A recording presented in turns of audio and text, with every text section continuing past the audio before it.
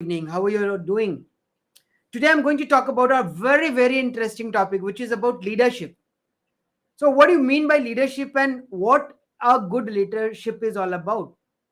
So, this is a very tricky question, I would say, because every manager, he or she assumes to be a good manager. By default, we assume that we are the best and nothing wrong about it. But the research says something else.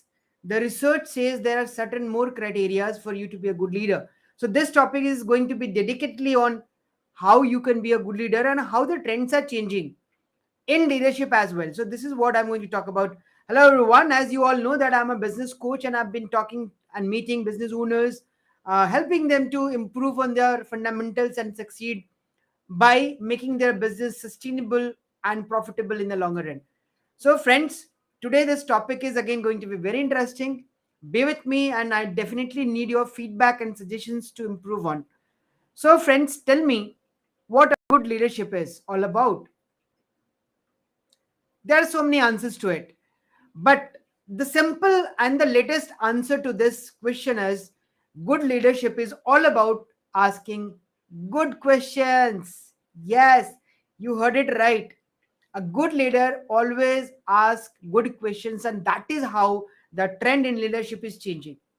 So, leaders today need to revisit an overlooked skill, which is asking questions. So, in my entrepreneurship journey as an executive and advisor to many successful businesses, I've often seen leaders assume that people look to them for answers, bold assertions that build people's confidence in their competence. But, there is a great but here. But in reality, that kind of approach erodes trust, especially at a time when so much is manifestly uncertain. So you think you have the answer to all important questions? That suggests that you are either clueless, you have no idea how rapidly the world is changing, or that you are definitely lying. So, in either of the cases, you won't find that trust that you have been looking for. So, instead, leaders should be asking powerful and inspiring questions, conveying that they don't have the answers, and solicit others' help to find them. So, the leader I talk to tend to be nervous about this approach. Whoever I talk to, when I say that you have to be vulnerable, they're really frightened. So the leaders are really, at a shock. Like if I say this, won't it look like that I don't know anything? I don't know what I'm doing. So on the contrary, however, the research has shown that expressing vulnerability and asking for help is a strong signal in return to your trust.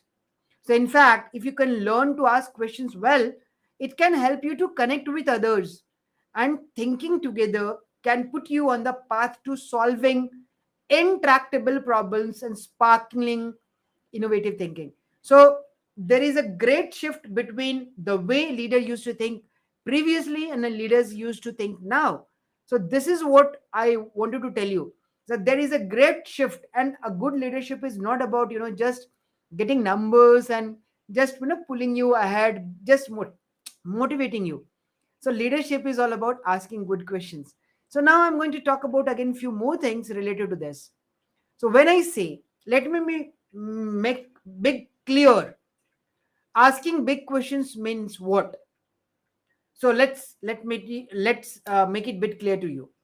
So I'm not saying you to ask pointed questions that put others on the spot, like how you are going to deliver this 10% higher profitability or productivity, or are you missing anything there? These are more or less open in question and vague in terms of the person who has no answer in a single sentence. I would say these are very subjective questions, elaborative and open-ended questions. Or let's say if you're asking, are you missing anything there? So these kind of questions the leaders need to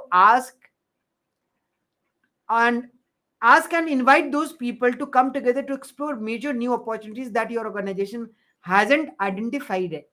So there are certain examples I'm going to talk about, what kinds of questions you should be asking to your teammates or to your subordinates, right? So this art of asking big questions is again going to be very crucial in the near future. So let's give you some examples. So the question, what type of questions you are going to ask? So what is a game changing opportunity that could create much more value than you have delivered in the past?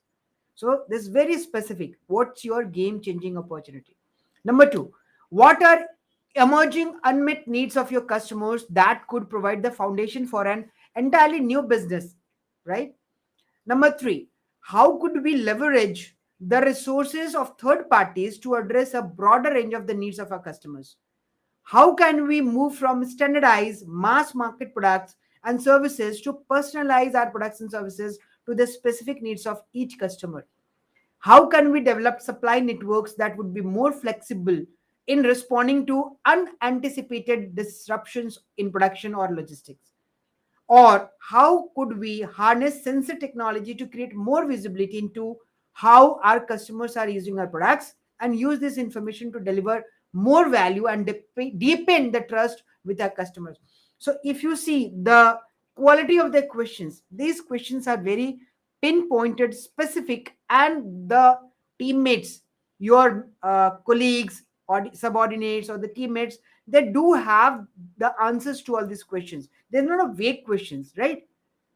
So focusing your questions on these kinds of new and big opportunities rather than on the existing activities of the organization can also help you to sidestep your fear that questioning well be seen as a sign of weakness. Don't feel that.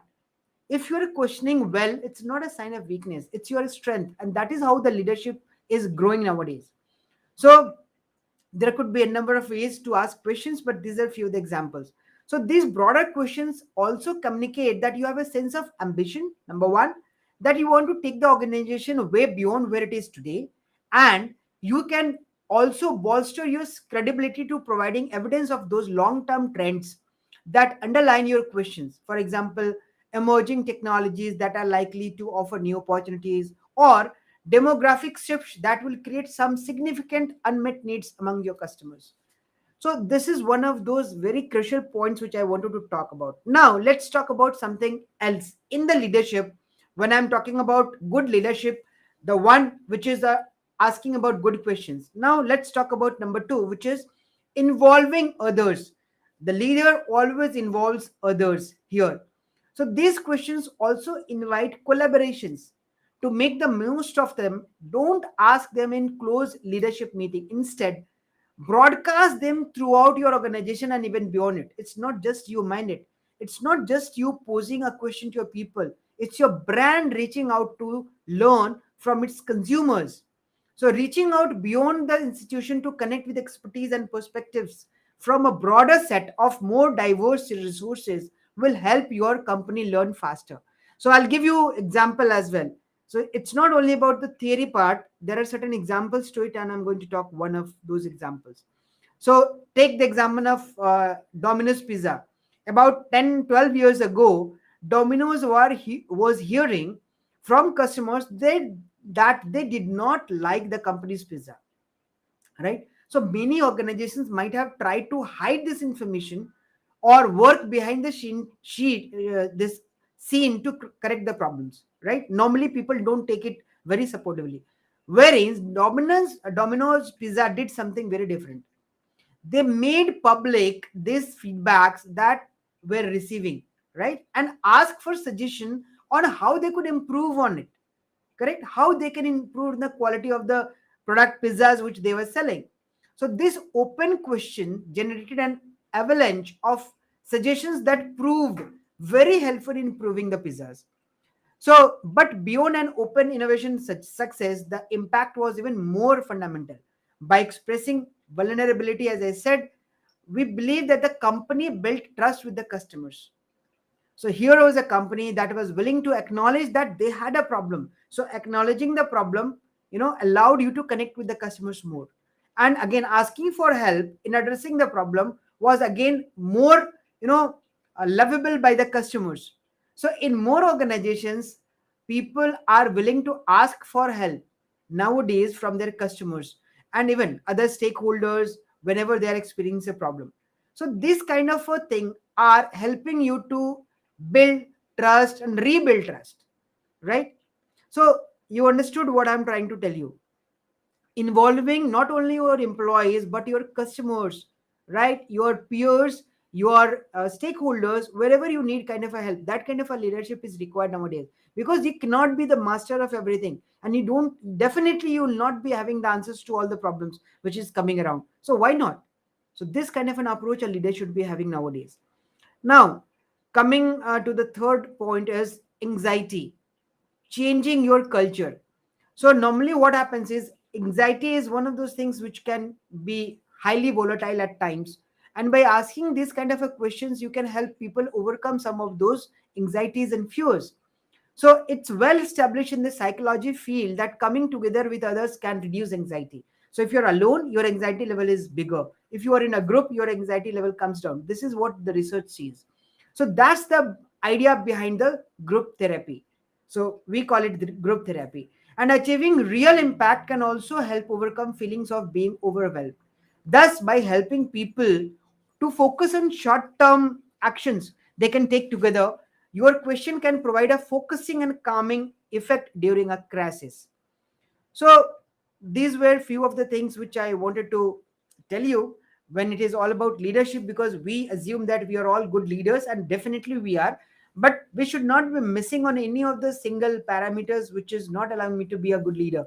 So first of all, as I said, just summarizing it up, number one, as a leader you should be able to ask good questions, questions which are likely to involve people, and obviously, as I said, the group therapy, you have to come together, you have to reduce your anxiety, and that is how a leader role is very critical. So thank you so much for listening me live. Looking forward to see you in my another episode with some more new topics, and obviously I'll be looking forward for your feedback as well. Thank you so much. Bye bye.